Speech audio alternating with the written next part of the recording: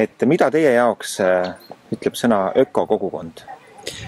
Noh, minu jaoks see tähendab inimesi, kes on otsustanud muuta oma elu ja oma suhteid enda, teiste inimeste ja ka ümbritseva keskkonnaga loomulikuks. Terviklikuks ja loomulikuks. Mis asi on kogukonnakool? Kogukonnakool. Noh, see on tegelikult võib seda mõista ju kahes mõttes. Kogukonnakool tähendab see võib-olla tavalises mõttes seda, et kool on kogukonnaga seotud.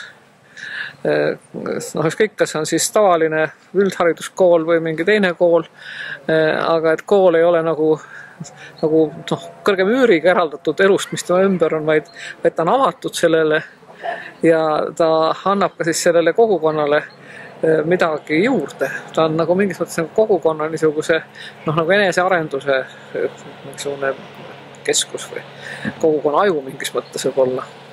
Ja teine tähendus muidugi on kogukonnakoolil teistpidine, kogukonna enda eneseharimine.